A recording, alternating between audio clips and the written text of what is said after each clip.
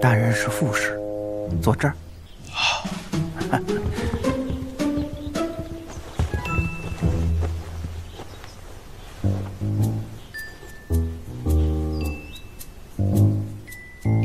辛大人，我从未与敌国谈判过，有点紧张，不知一会儿该说些什么。别紧张，两国舌战就是谈判啊，最重要的就是要注意言辞，就是说话啊，自当雅量，就是要懂礼貌，要客气啊，这就能彰显出我大国之气量。哎，反正待会儿啊，你什么都甭管了，就听我的吧。哦，好吧。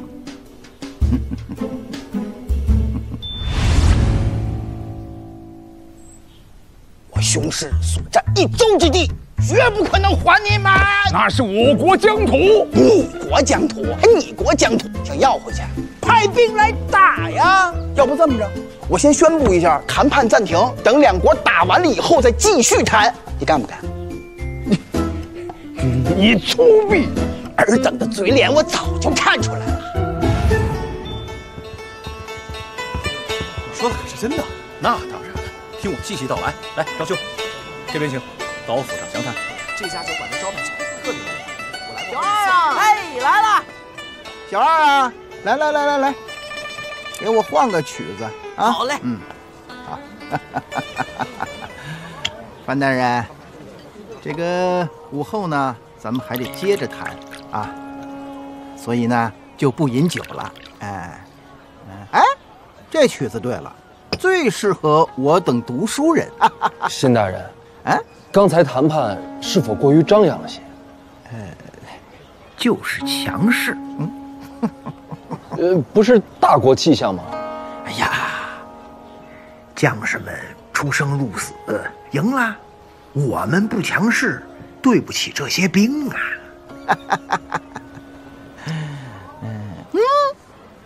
好茶，气象悠远兮，扶摇登霄，其味空静兮，潜藏于窍。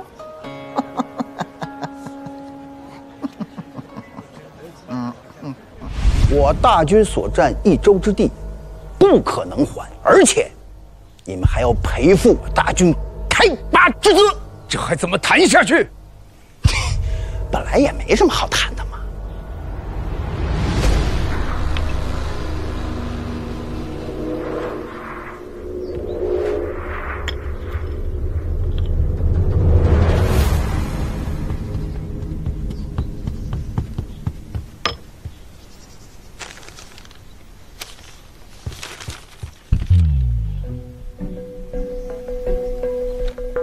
辛大人，此次谈判，我方条件绝不会让步。你是突然疯了吗？这张纸条上有个新消息，我方的条件都写在上面，诸位可以先看看，咱们明天再谈。你也查查消息的真伪。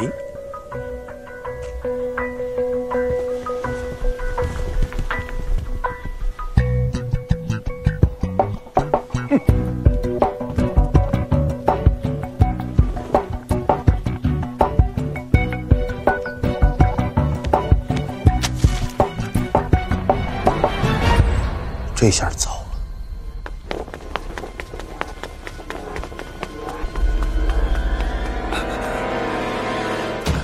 这是北齐刚送来的密折。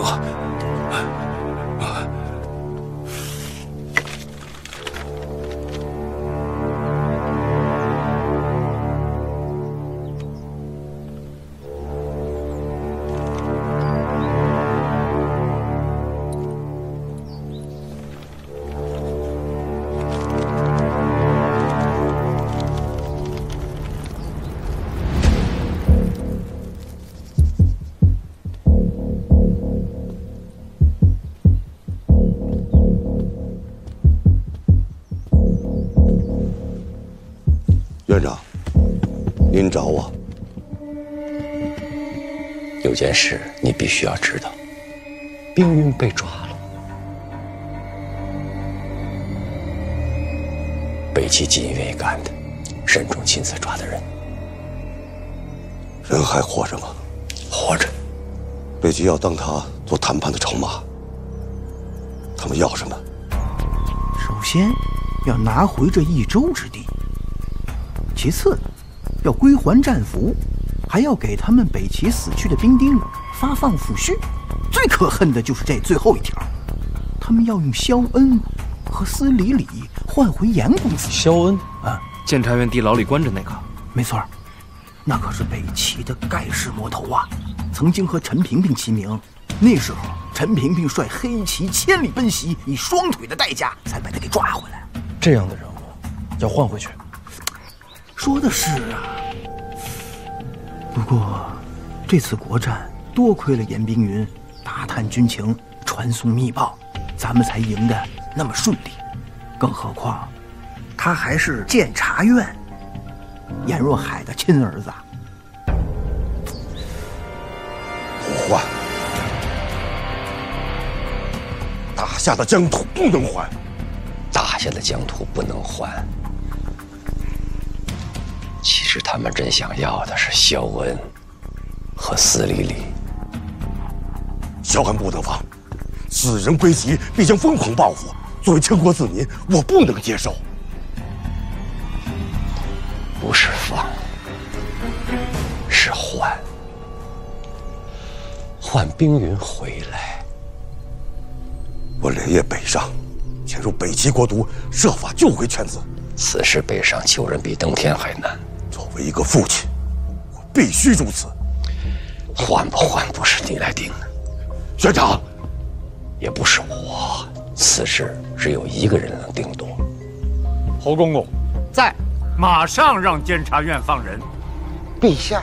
另外，告诉鸿胪寺，朕打下的江山一寸都不放，其他的条件都好谈。那个严冰云必须活着回来。领旨。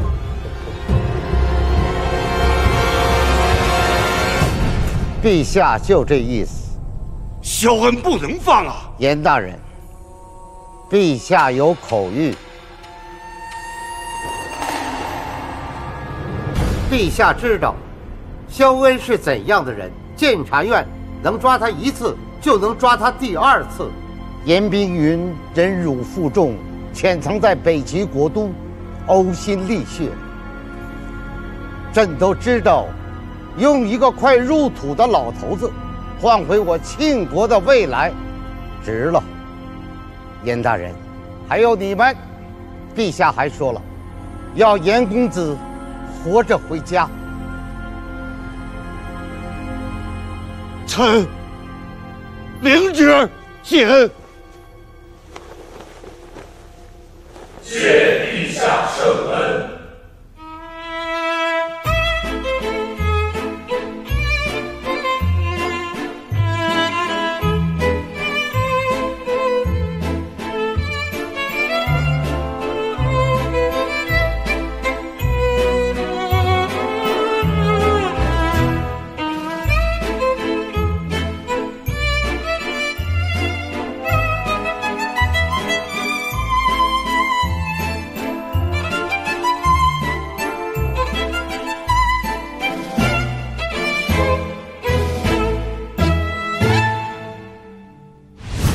范闲，把提词腰牌给我。给我。范闲，我们会再见的。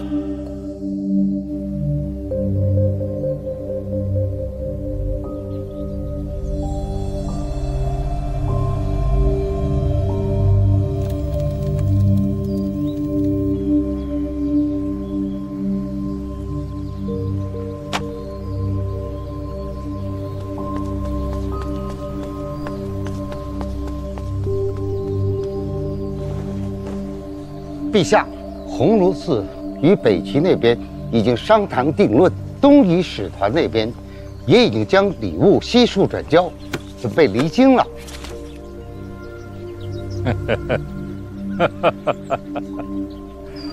虽有波折，鸿胪寺办事还算周密。传旨，明日祈年殿设下夜宴，君臣同庆。是。但慢着，让北齐和东夷使团陪坐。快去！奴才明白，定会办好。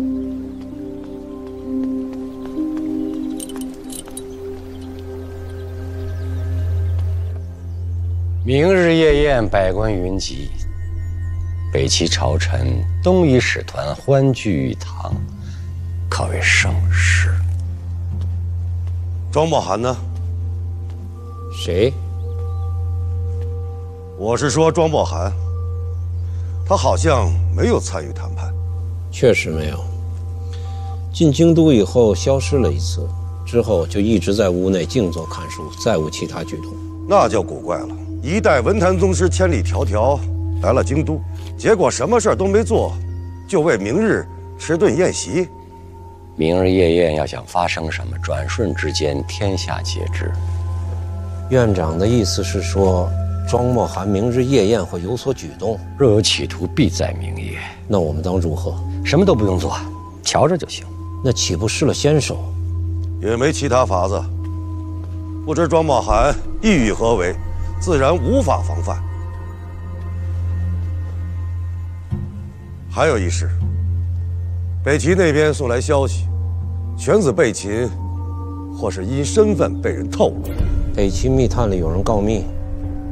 不是北齐那边。你的意思是说京都？是京都有人把他卖了。冰云潜伏北齐，此乃绝密，除了陛下以外，只有我们监察院的人知道。难不成是院里有人卖国？为什么不能？院长，属下以为当立即彻查此事。不必了，这是心腹大患呐！此事到此结束，不必再提。是。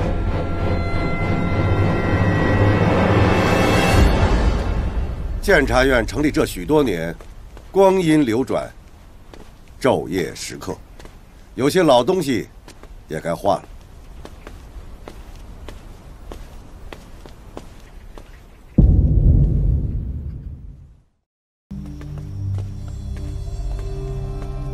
爹，找我。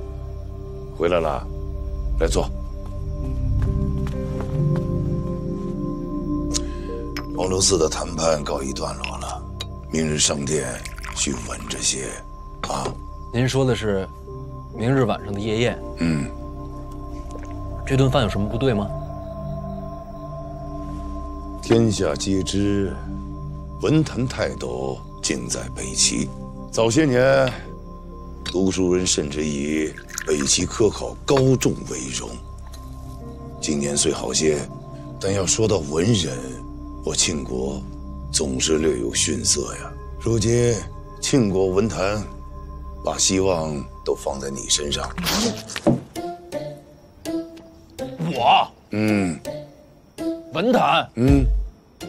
前些日子你写的那首《万里悲秋》被我朝文人评为当世奇言第一。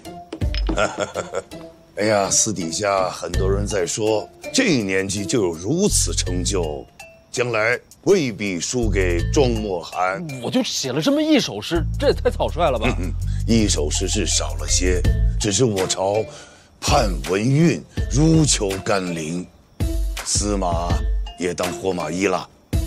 那你就是那司马。所以明天晚上，所有人就在那儿看着我和文坛宗师庄墨涵的见面。哎呀，也不是让你语出惊人，你只要行止稳健，这就够了，啊。明天晚上您去吗？哎呀，明天设宴是为了鸿胪寺和礼部准备的，我以户部侍郎去做什么呀？别慌，我只提你一句：庄墨涵何等身份，怎么可能真与你这小辈为难呢？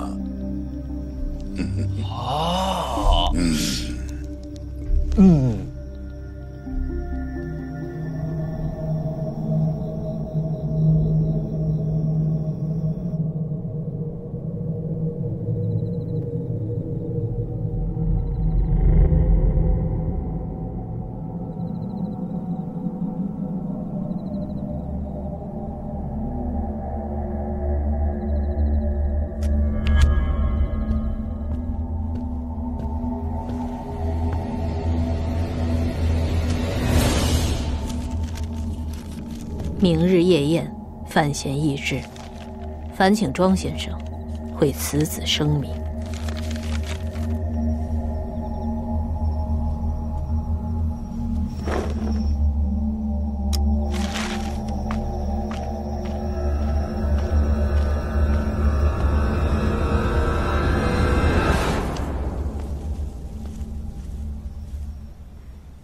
你挂了红灯笼。说，这么多年了，我就一直特别好奇，你到底是能不能看见？怎么我挂个灯笼你也知道，连什么色儿都知道？我很难解释。我能知道这一切，但不是靠看。心眼。我不知道该怎么说。说。我觉得你一直这么神秘，谁要是敢惹你，一定是自寻死路。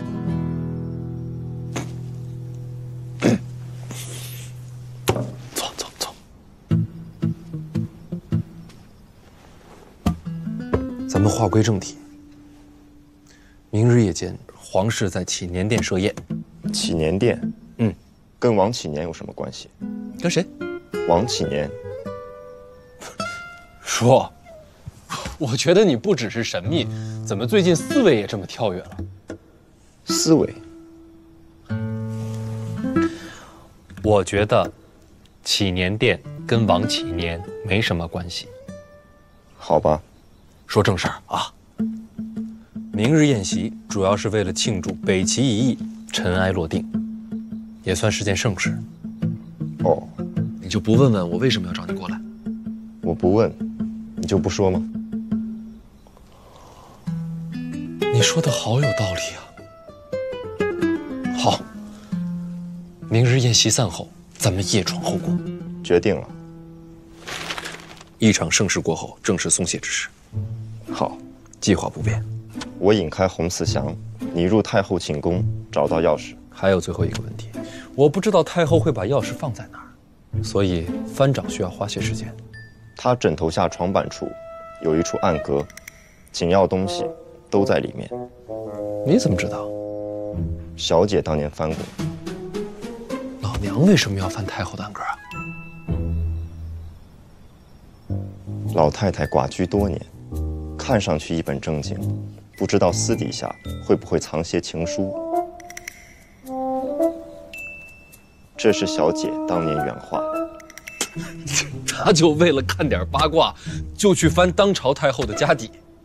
虽然我不知道八卦是什么意思，但你说的没错。没人发现吗？是我替他把的风。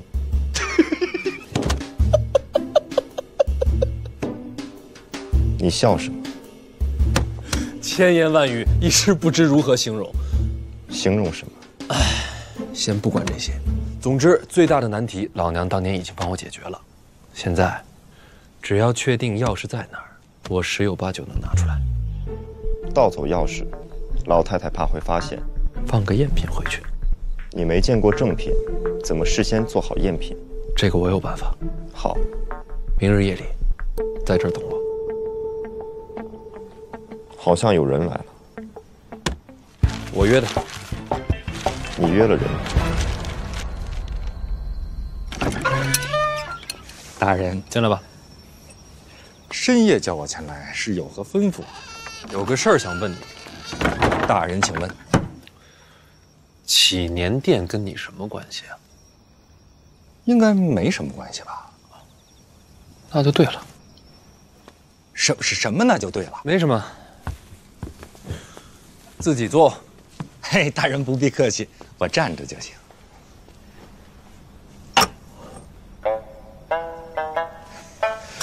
大人，我听说您在鸿胪寺威震北齐使团，为庆国立下了丰功伟业。明日我会参加夜宴，大人英姿勃发，败将入相，指日可待。这银子是给我的。是，谢大人。哎呀，大人，您下回再赏我呀，您赏我银票，银票好藏些。然后我要夜闯后宫。大人，您说什么？我说我要夜闯后宫，然后潜进太后的寝宫，偷一把钥匙出来。当然了，为了避免老太太发现，还要连夜做一把赝品放回去，大概就这么个计划。您这是开玩笑呢？没有啊，您当真要做此事？是啊，这可是灭门的罪过。应该吧？那这事儿你为什么要告诉我呢？我刚才说了呀，我得连夜做一把赝品钥匙，得找京都最好的锁匠。我对京都又不熟，得找个人面广的。你呀，此事要是把我牵连进去，那我也是死罪。哎，你就帮我找了个锁匠，做了把钥匙，别的什么都不知道。是啊，那你就光跟我说找个锁匠，对吧？你干嘛要跟我说那么多呀？我本来也想这么说的，但是不行啊。明天，你得在皇宫外边等我。大人，你就不怕我告发你？你就这么信任我，把你的身家性命都交到我手上？我当然信任你了。你是个聪明人，你应该知道，帮我只是冒点小险，害我才是死路一条。此话怎讲？你也知道陈萍萍怎么对我。院长待你如子侄，所以呀，如果是我告发你，害你性命，那院长他一定把我给千刀万剐了。我就说你是个聪明人吧。那你干嘛不让大人帮你这个忙？哎，有些事儿大人物做反而不方便。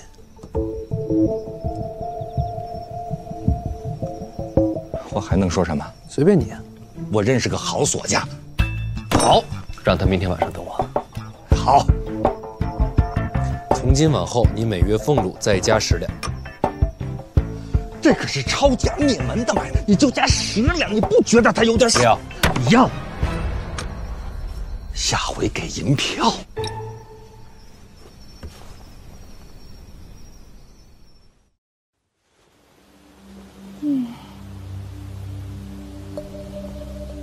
什么时辰了？未时了。祈年殿那边布置上了？是，一早就开始布置夜宴的事。给我安排个位子。只是为鸿胪寺和礼部办的，并不是什么大事。安排吧。是。啊，都等不及了。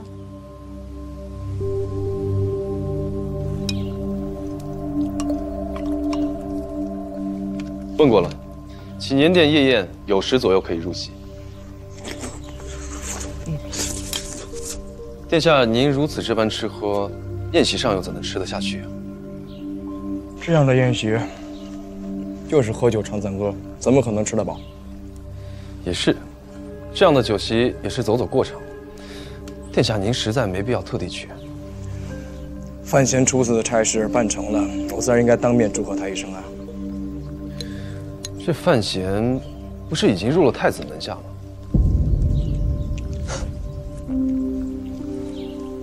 谁跟你说的？不然太子怎么会让他去和北齐使团谈判？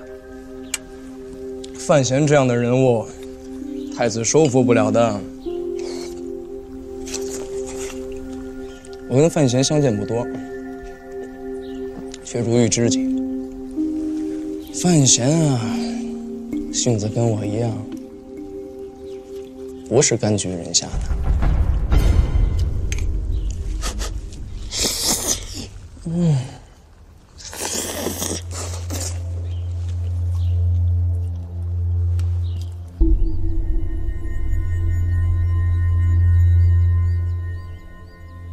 殿下立于此处多久了？也有半个时辰了。殿下怕衣服上了褶皱。什么时辰了？回殿下，已经酉时了。摆驾祈年殿。是。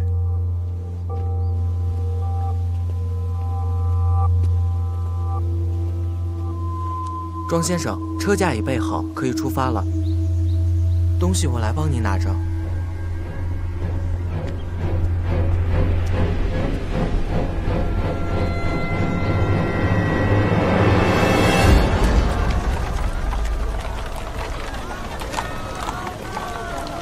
大人，锁匠那边说好了。好，喝酒去。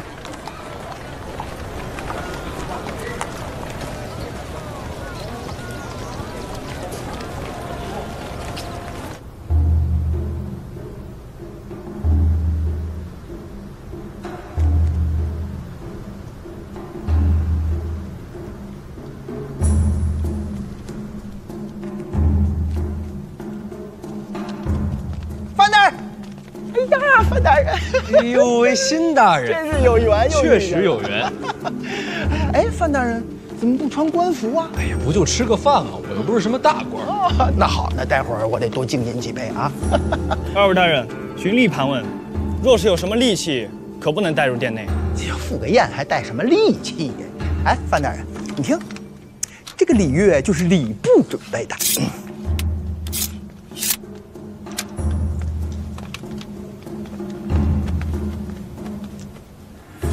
针算吗？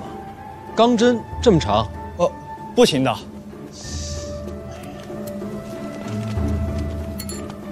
稍等啊。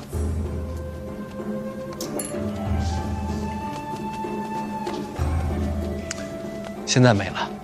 哦，辛大人，咱们走吧。我被刺杀过，谨慎了些。哎，对，该谨慎，谨慎是对的。毒药能带吗？毒药？不行不行不行！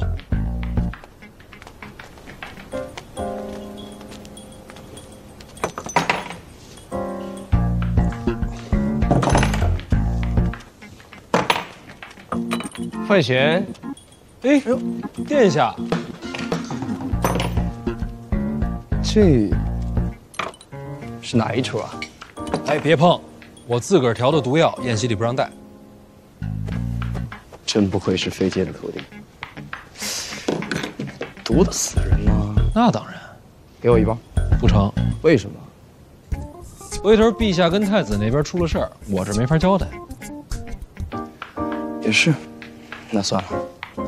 哎，范闲，这次你立功不小，前景无量，恭喜！多谢殿下。平时多走动，朝堂里我也能帮你一些。客气。参见二皇子。你是鸿胪寺的那个王辛啊，辛其物，辛其物。我记得你是太子门下的。都是朝臣，都是朝臣。以后在太子那儿待的不好了，就到我门下。啊，应该是没有。这下确实没有了。哎，别乱碰啊！这里边好几个，我自个儿都不会解。辛大人，哎，想什么呢？你说这宴席二皇子干嘛来了？那自然是为了拉拢像辛大人这样的盖世奇才啊！范大人又拿辛某说笑，那二皇子明明是拉拢您，他怎么会拉拢我呢？啊！太子殿下，太子明鉴。啊，辛其物对太子绝对是忠心耿耿，绝对不会改换门庭的。太子殿下，我作证，刚才二皇子确实有所拉拢，但是辛大人是忠贞不二，确实没答应啊。对。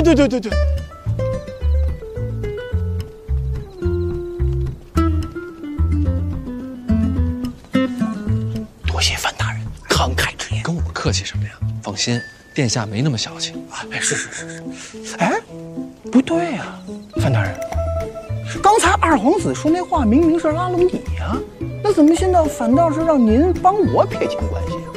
都一样，可不一样啊，大人。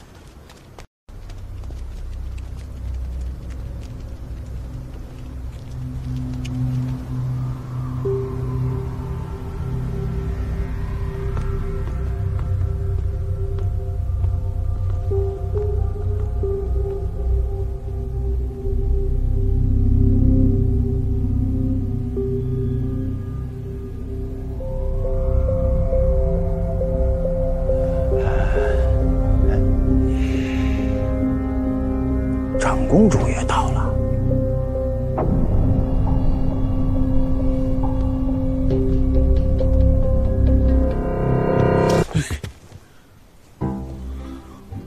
你这贼子可还有脸再见我吗？啊！你哪位啊？岂有此理！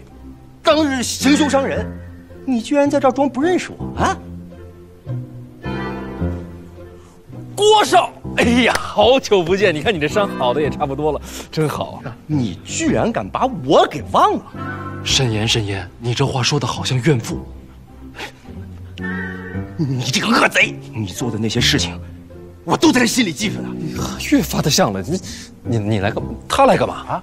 我乃宫中编撰，家父礼部尚书，我为何不能来？能来，马上上菜了啊！郭少入座。休要得意啊！范闲，我告诉你啊，我今天就要亲眼在这个地方，我看着你万劫不复，身败名裂。闹！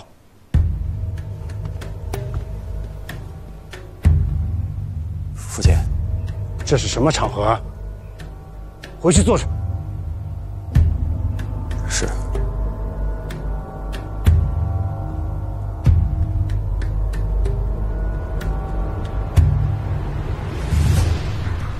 犬子无状，而请小范大人海涵。你又是哪位啊？这位就是礼部尚书郭攸之郭大人。哦，原来是尚书大人。大人放心，令郎顽皮可爱，我完全没有生气啊。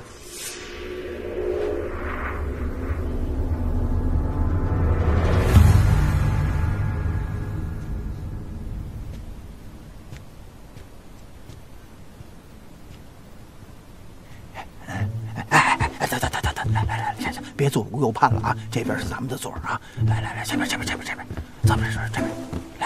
走啊！走，哎，范大人，走，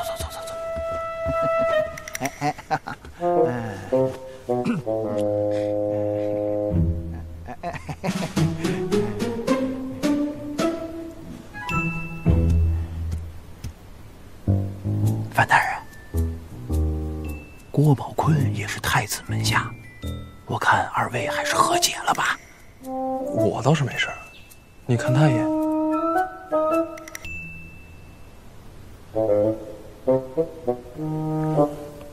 慢慢就解开了啊。大人，你真把这打了？哎，这话怎么说的？在下自小熟读圣贤之书，一向克己复礼。怎会打人？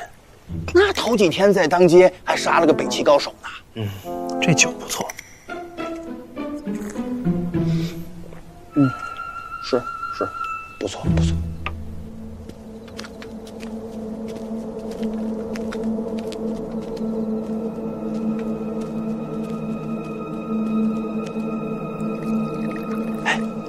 老谢啊，那儿还空着2个位子，给谁的？估计是给东夷城和北齐2位大将准备的。北齐来了个文宗庄莫涵，东夷城来了谁？这个东夷城，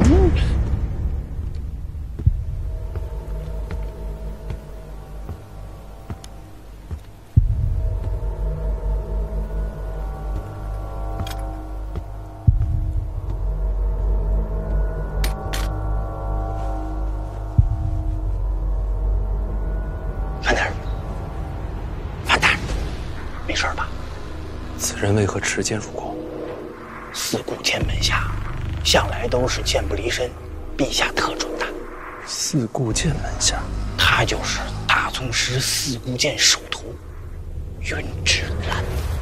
云之兰，当日你在街头杀的那2个女刺客，就是他的弟子。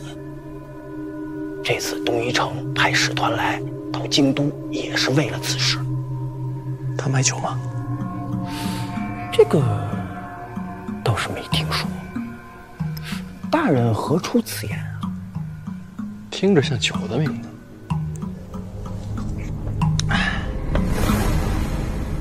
像吗？范大人，长公主唤你过去，有话交代。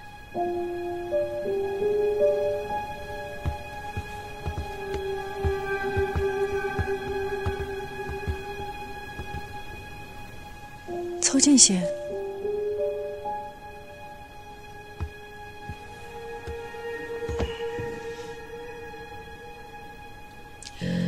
这几日，我一直在等你来杀我，怎么也没个动静。殿下莫急，随时给您个动静。你若发誓效忠于我，我可将婉儿嫁与你，内库财权也给你，还有更多你想要的。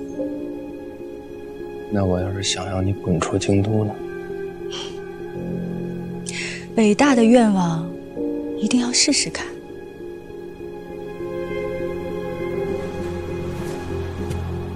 臣定不辜负公主期许。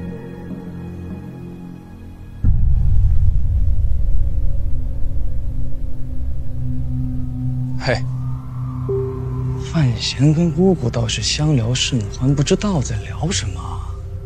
这与我何干呀？太子是想收范闲于门下吧？不如咱们打个赌，看范闲到最后会投靠谁？赌什么？拿命吧！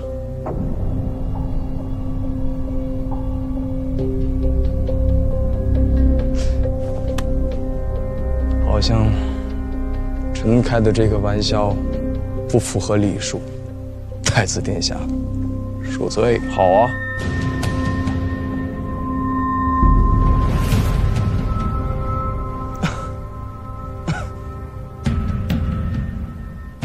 庄墨寒到了。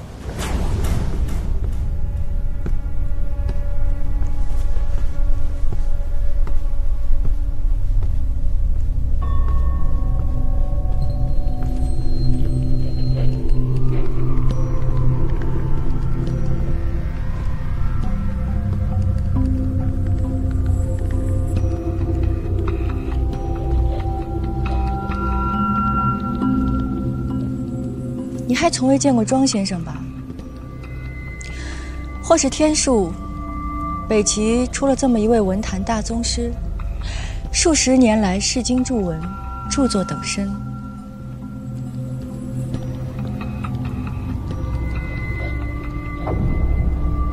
从某种角度讲，他比帝王还要强大。文道传承在于一身。老爷子也不嫌沉。若是让读书人听到，定会骂你不尊圣贤。我怎么会承认这话是我说的？我听说有人将希望托付在你身上，期盼你终能成就文坛大家的身份。公主想必不会这么期望。好了，庄先生到了，宴席也该开始了，你也归坐吧。臣告退。机会我给你了，是你自己不要的。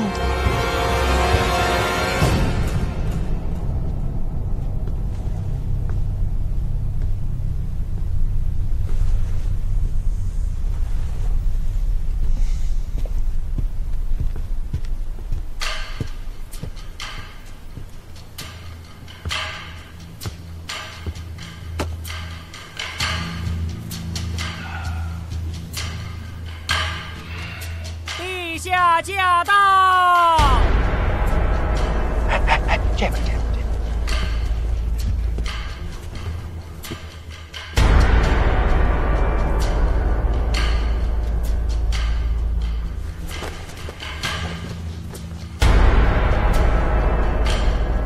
吾皇万岁！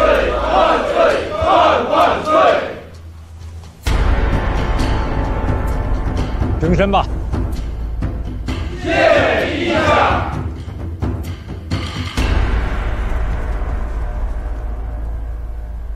陛下已经到祈年殿了。今日论职的宫女太监禁卫都查过了吗？都查过了，都是家世清白，没有可疑之人。进殿之人有没有行迹诡异的？有。范闲，据禁卫处报，他到祈年殿时身上带了短刃和毒药。庄墨寒那边呢？庄墨寒只带了一卷旧纸上殿，我的人借机碰过了，里边没藏东西。我觉得庄墨涵也不是一个习武之人，应该闹不出什么大事吧？云之兰持剑上殿的，是。但是云之兰师从四顾剑，跟庄墨涵应该不会有什么瓜葛吧？云之兰如果要是出剑弑君的话，谁来阻拦？洪四祥、洪公公就在殿外。上山！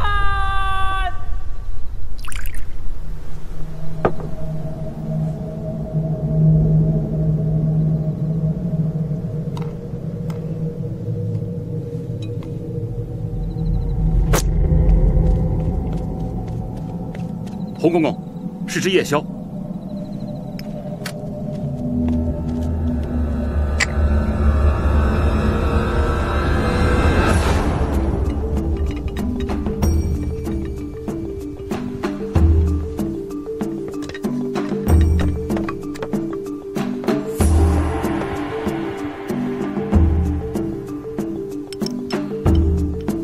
国少，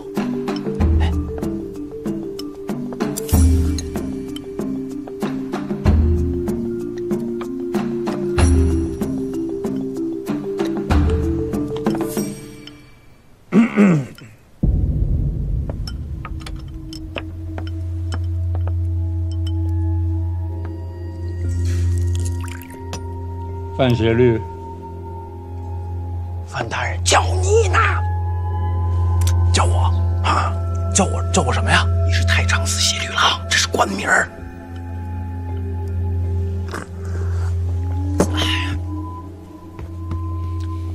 陛下，你见朕几次都没跪下过，这次以为你还会站着。那岂不是要犯了众怒？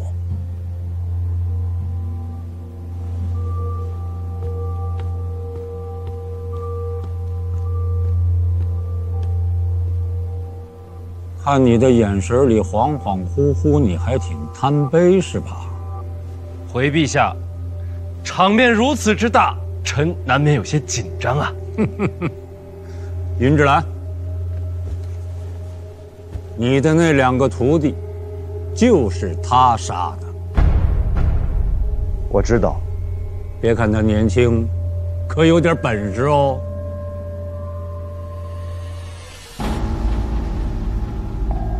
杀我，才算本事。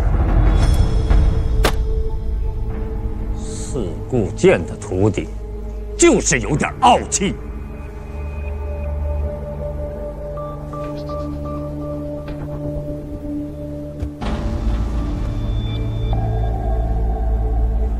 朕体会到了。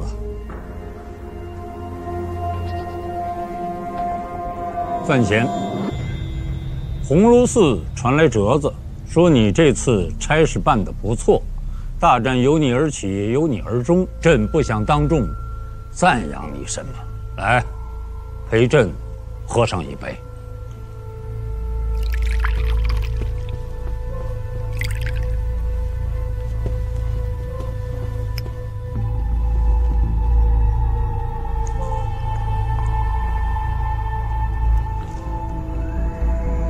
范协律，请留步。陛下，儿臣有话想说。说。范闲除武勇之外，亦是文采照人，儿臣便对其诗才赞叹不止。近日有听闻，与北齐谈判时不卑不亢，进退有度，堪以大用。直接说。来年春闱，不如由范闲主持科考，少年才子提点天下生源，载入史册，或是一段佳话。范闲虽有诗名，但是终究资历尚浅啊。陛下，范闲资历虽浅，才华难掩，儿臣附议由范闲主持春闱大会。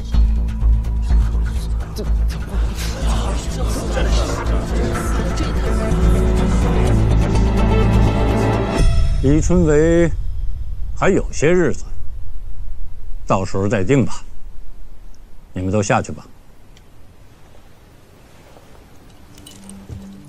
陛下，这位少年郎便是范闲吗？庄先生也认识他，读过他的诗。此人虽然年少，倒有些诗才。庄先生要多多提携后进哦。老夫本是齐国之臣，庆国政事本不必多言。可这春闱考妣，乃是天下读书人立身之根本。选择主事之人，当谨慎为上。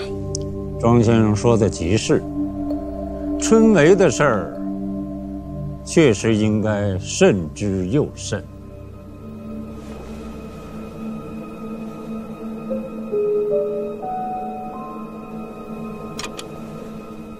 庄先生学贯古今，我一向是佩服的，但刚才的话却不敢苟同。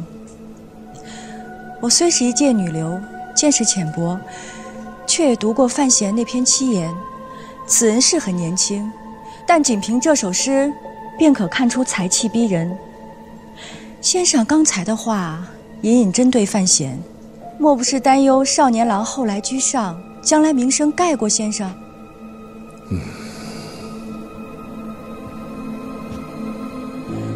在座诸位都是古公之臣，名学大家，自然不喜口舌之争。本宫不识礼数，却愿意为我庆国才子说句公道话。是说那首七言诗吗？正是。敢问先生，有哪首诗能胜过范闲这篇七言的？林睿，殿前休得无礼。庄先生海纳百川，对此等言语不必在意。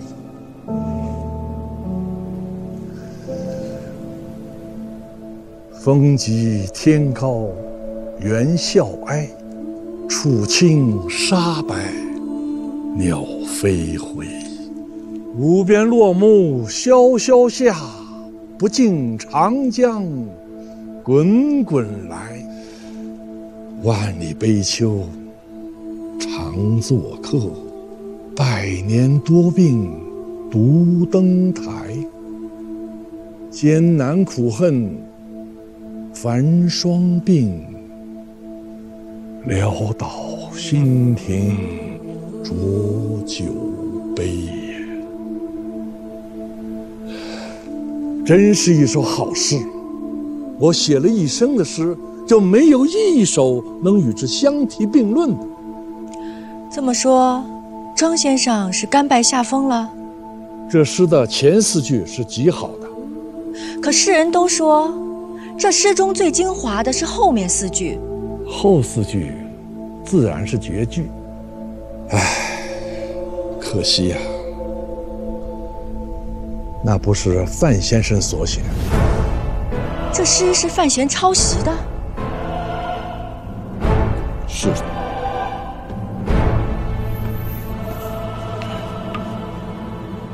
朕也觉得好生奇怪，他哪儿来的这么大的才呀？范闲，你有什么话要说？庄先生爱说什么就说什么，反正庄先生德高望重，空口无凭，说话也算数。陛下，儿臣可以作证，范闲这首诗是在靖王府诗会所作，当时宫中编撰郭宝坤也在场，可谓人证。郭宝坤在吗？臣在。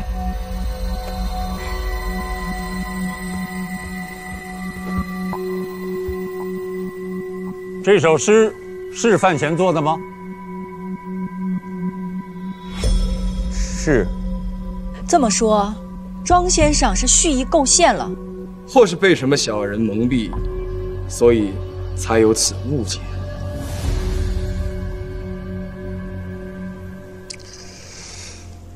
说来也凑巧啊，这首诗的后四句，乃是家师当年由于停舟所作。本来，这样的佳句重现天下是件好事情，但范公子却与他人视作妖民，这不太妥当吧？文人立世，德重于才。这首诗的前4句，范先生文采斐然，自有过人之处，那又何必去贪名求进，要以他人之作邀取声名呢？我再三的犹豫了，是否将此事说破？可仔细的想想，要说出真相，却也是帮了范先生迷途知返。所谓不破不立，重新立德养心。范公子啊，这也是老夫一片爱才之心，并无恶意，望范公子自省。范闲，有话可说。庄先生，令师可是姓杜啊？家师不姓杜。那就没事了。庄先生素有尊师重道之名，想来不会以老师之名胡乱攀扯。但人心难测，眼看后学晚生，声名鹊起，心怀不甘，胡乱编造，毁人前程，也未可知啊。长公主，你这是怀疑老夫道师之名，构陷后晋？不敢，只是我庆国与北齐不同，注释首重律法。先生若要指人以罪，空口白话，却不足以为凭。长公主说的有道理。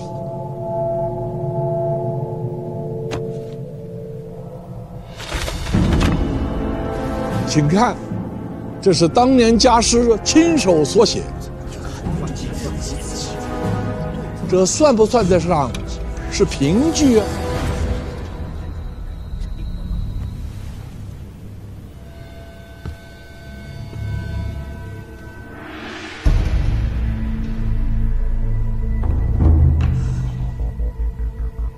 确实是这4句。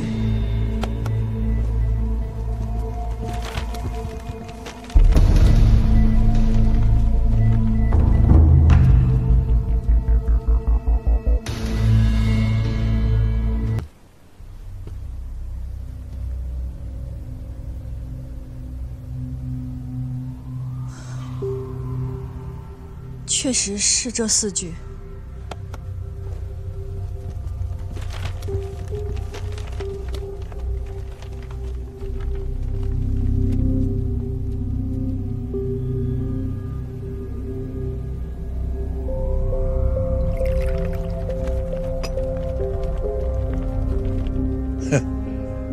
其实不用这份手书，也能看出端倪。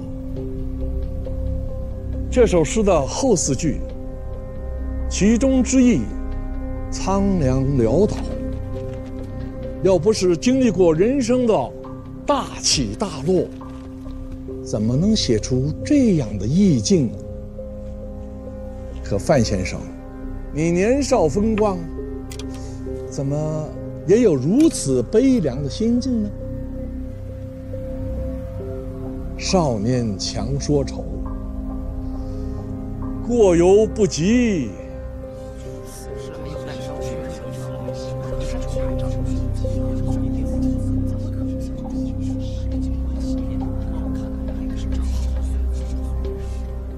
陛下，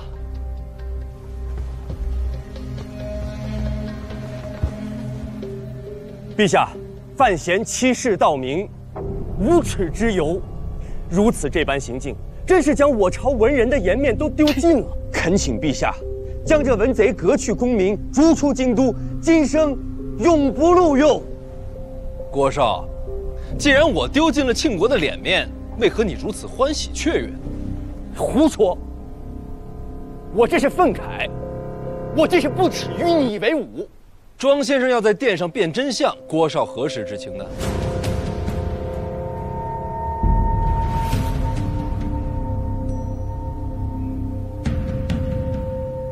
自然是刚刚听到。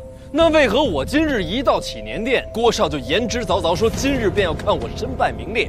不知是郭少掐指能算，还是说早就跟庄先生暗通款曲了呢？一派胡言！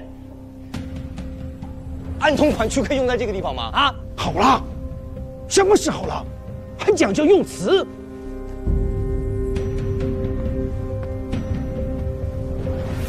陛下，犬子与范闲素来不睦，二人争执，倒也无碍大局。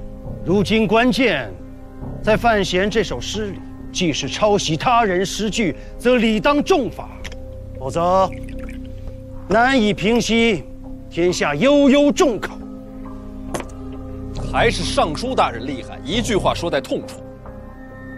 秉公直言吧。庄先生，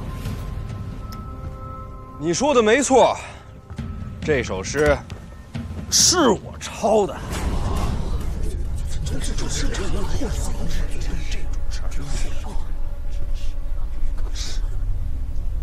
范先生，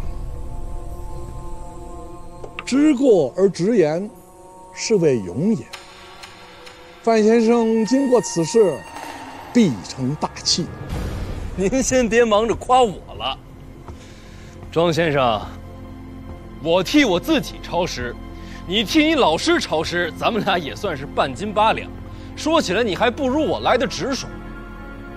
这首诗乃是少陵野老诗圣杜甫，跟你老师半点关系没有。庄先生替令师欺世盗名，还真是尊师重道的典范。诗圣，你说这位诗圣何朝何代的人物？既是诗圣，可曾青史留名？史书里没他。哦，是这样。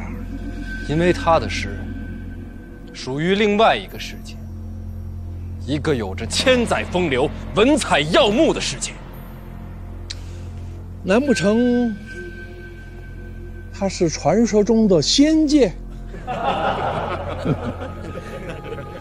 笑吧，笑吧，跟你们这儿比起来，说是仙界，毫不为过。你去过吗？那是我梦里留下的画卷，是我残留的记忆。范大人，你的意思是，你在梦中游历仙界，还背了首诗回来？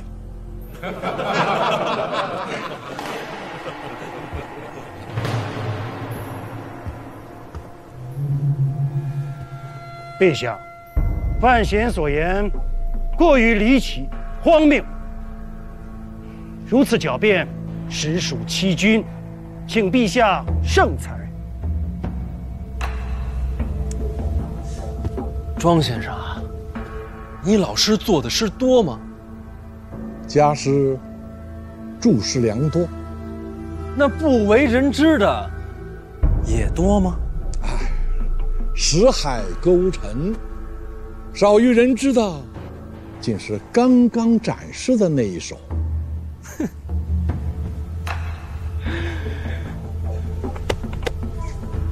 谁说我梦里只背了一首？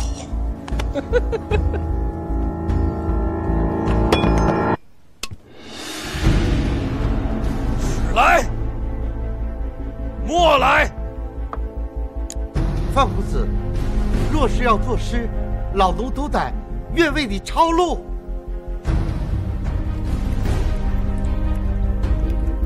范大人是想临时再做2、3首诗，证明都是从仙界看回来的。你不知道，那段记忆就如同刀刻斧凿一般刻在我的脑中。我看过的每一个字，读过的每一本书，都记得丝毫不差，历历在目。你知道你在说什么吗？哼，怕是气急败坏，已然开始胡言乱语。哼。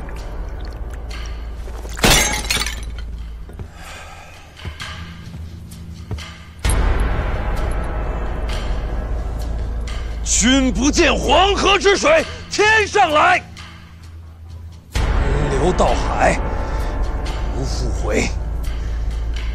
君不见高堂明镜悲白发，朝如青丝暮成雪。人生得意须尽欢，莫使金樽空对月。天生我材必有用，千金散尽还复来。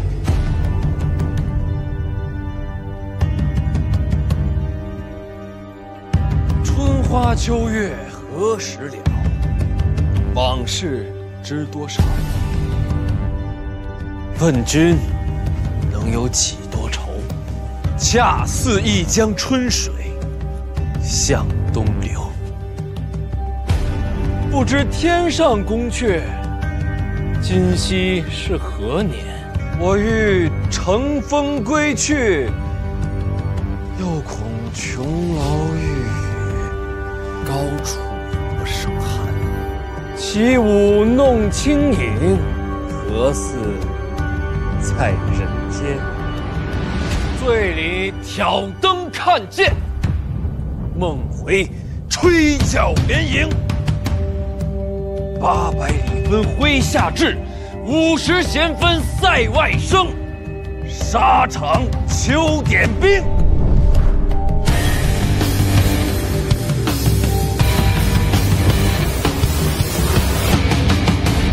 在天愿为比翼鸟，在地愿为连理枝。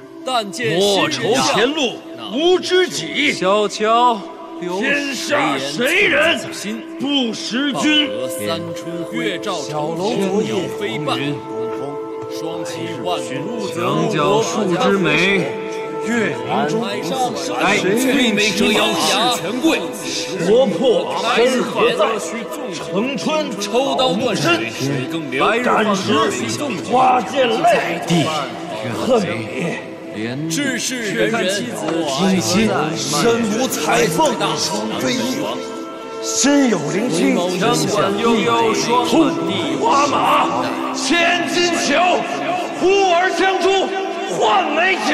广厦千万，大治天下寒归去，哀鸿生须臾，现长江之无中。高处骰子安红豆，山无陵江水天，东北深深下雨，西出阳关高无故人，知天上宫阙，人生自是有情趣，万幸人宗命。10年生死，曾伴浮云归晚翠，凄凉不思量，今夕千里共时光之解催人老，花期为赋宋诗相同，泪滴春山法家流水春宵一刻千姿我花有清香，月黄嘴看头说惶恐，四寒日阳里看人生自古谁不死？连3月家书取丹心，照汉卿。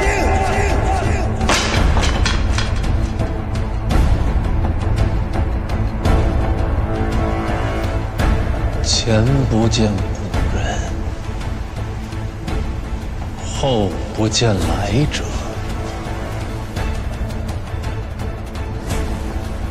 念天地之悠悠，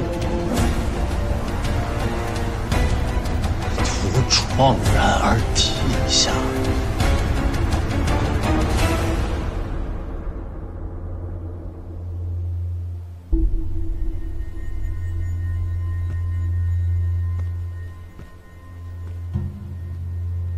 过百了吗？哎呦，范公子早就过百了。那就这样吧。这世上哪有什么仙境啊？哼！若没有仙界，这些诗句又是从哪儿来的？那肯定是他自己写的。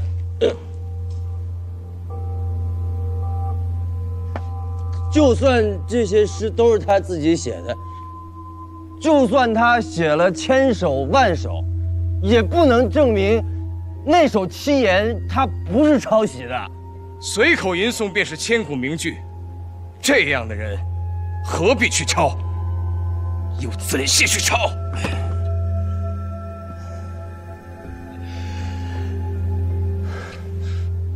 驻京试文，我不如你；背诗，你不如我；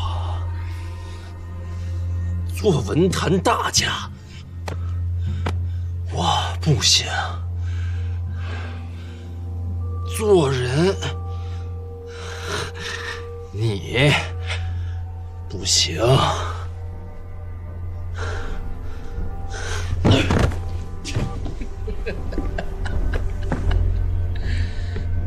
我醉欲眠，君且去。去